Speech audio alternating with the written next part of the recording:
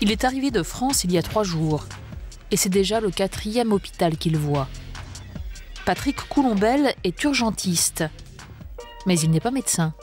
Il est architecte. Des centaines de blessés doivent patienter dans la cour parce que plusieurs salles d'attente ont été condamnées.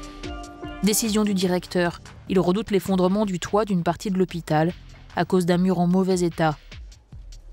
Faut-il condamner cette aile ou bien peut-on la récupérer? Diagnostic de l'architecte. Il faut arrêter. Non, faut pas essayer. Si on est, il reviendra jamais le mur. Il faut le pousser, le faire tomber, comme ça c'est tranquille. Étayer, il reviendra pas. Il reviendra pas, il y a 20 cm là, il reviendra pas. Et mettre la poutrelle en dessous. De stabiliser le bâtiment qu'on peut utiliser. Il faut d'abord pousser le mur pour pas qu'il tombe, parce que s'il y a une réplique, faut pas qu'il tombe sur les gens. Oui. Donc on pousse le mur, on le fait tomber, et puis après on pourra mettre un étaiement pour que la charpente tienne, mais c'est pas très lourd ces choses. On isole donc la zone le temps de réaliser les travaux. Une bâche, ce sera mieux qu'un mur dangereux. Pour la faire tenir, on prépare une charpente basique, fabriquée sur place, grâce aux gens de bonne volonté. On est obligé de faire avec les moyens du bord, on prend les gens qu'on trouve, quoi. Mais globalement, ça se fait quand même, et c'est ça le principal. Un médecin, quand il va se tromper, il va avoir un mort, quoi, dans son diagnostic, ce qui peut arriver. Nous, si on se trompe, ça peut être beaucoup plus grave, quoi. C'est-à-dire qu'il y a des bâtiments où il y a 300 personnes. On n'a pas le droit à l'erreur, quoi. Patrick n'a pas le temps de superviser la fin des travaux, il est attendu ailleurs. Toute la journée, l'expert examine des bâtiments stratégiques. Mais les besoins sont si nombreux qu'il doit définir un ordre de priorité pour ses expertises. Il privilégie les hôpitaux ou les sièges d'ONG. Vous vous posez la question de partir d'ici ou bien... En l'occurrence, il s'agit là de celui de Médecins du Monde. C'est pas en bon état, mais c'est récupérable, il faut du boulot, quoi. Patrick Coulombelle est à la tête de la fondation Architectes de l'Urgence. C'est même lui qui l'a créée il y a près de 9 ans. Il avait son propre cabinet à Amiens et il a voulu mettre ses compétences d'architecte au service des victimes de catastrophes. Il intervient gratuitement.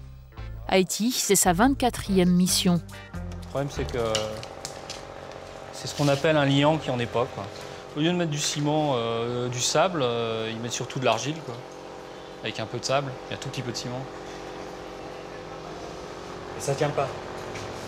Bah, la preuve. Ça en va de tous les côtés, quoi.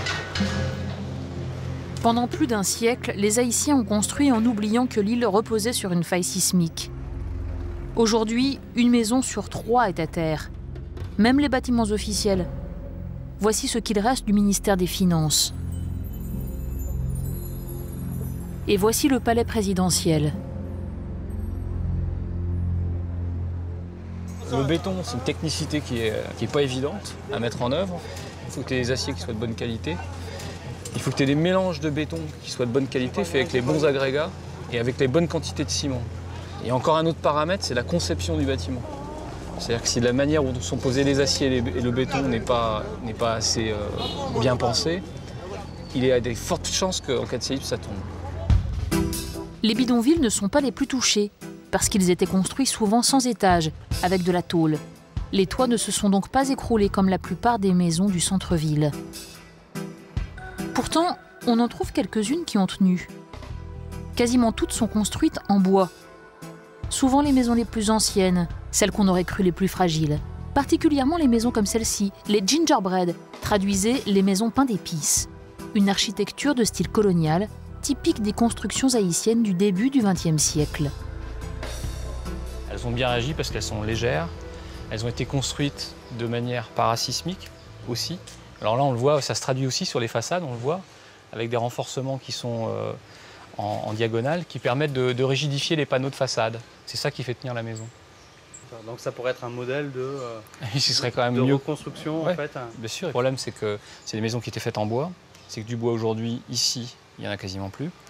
Donc ça veut dire que c'est aussi des matériaux d'importation. Le bois, déjà, ça coûte cher, et l'importer, ça coûte très cher.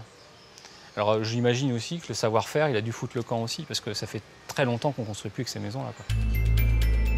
Si le bois est devenu un produit de luxe, c'est à cause d'une déforestation massive liée à la pauvreté. Les Haïtiens ont rasé 95% de leurs forêts pour se chauffer. Cette déforestation se voit du ciel. À droite de la frontière, la République dominicaine et sa jungle verdoyante.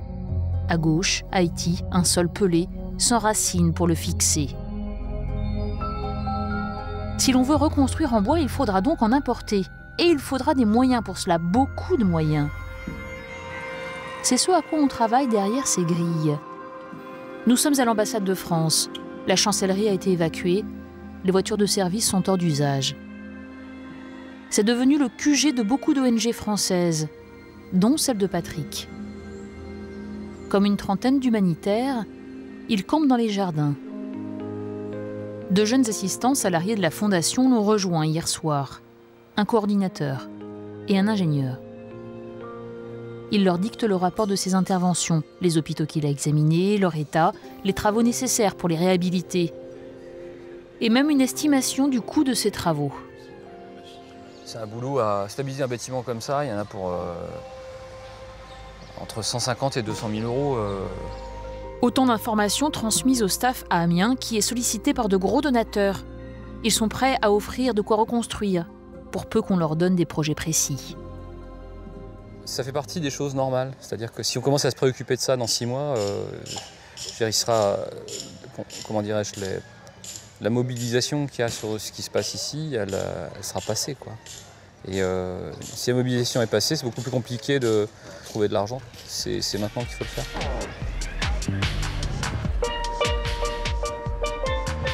Patrick ne fait pas que sécuriser les bâtiments. Il essaie aussi de voir comment offrir un toit aux sans-abri de la ville. Ils sont 500 000. Les humanitaires s'organisent pour leur faire parvenir de l'eau, de la nourriture. Mais que faire pour qu'ils trouvent un toit? Pour l'instant, pour s'abriter, ils n'ont que des bâches et des couvertures, quelques parasols, quelques tentes. Ça ne protège pas des rats et ça ne protège pas non plus des moustiques qui transmettent la malaria. Moïse était facteur et menait une vie plutôt douce jusqu'au jour du séisme. Sa maison n'a pas tenu. Heureusement, la famille est entière. Ma femme, mon enfant, ma mère. Pour moi et pour tout le monde, le plus important, c'est d'avoir un logement. Et puis un boulot, et puis tout ça. Et le logement, pourquoi c'est le plus important pour vous? Bon, c'est l'intimité. C'est l'intimité et c'est impératif. C'est impératif, l'intimité. Là, c'est là qu'on fait tous les besoins. Naturels, c'est tous les besoins.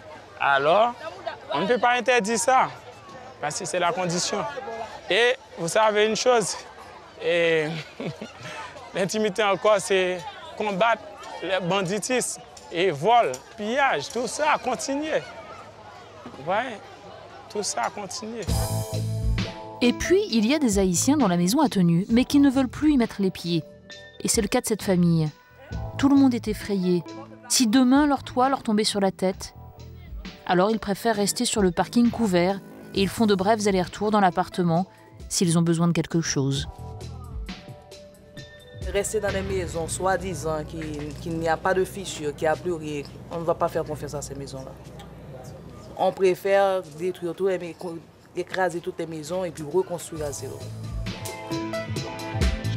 Aujourd'hui, la situation est tolérable parce que la saison des pluies n'est pas encore arrivée, pas avant 2 mois.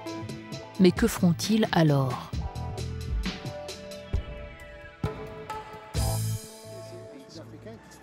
À l'ambassade de France, on travaille justement à trouver une solution.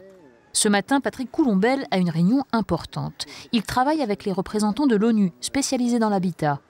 La communauté internationale a déjà promis plusieurs centaines de millions d'euros pour la reconstruction. Mais comment utiliser au mieux cet argent ? Pour l'architecte, il est évident qu'il faut reconstruire en bois. Si on est capable d'amener des matériaux pour faire une structure, tu sais, un truc tout simple, mais on reprend la typologie de Port-au-Prince, un truc tout simple. Et ça, c'est des trucs qu'on peut faire au kilomètre. Ça, c'est que du bois, quoi. Sauf que le bois, c'est un problème.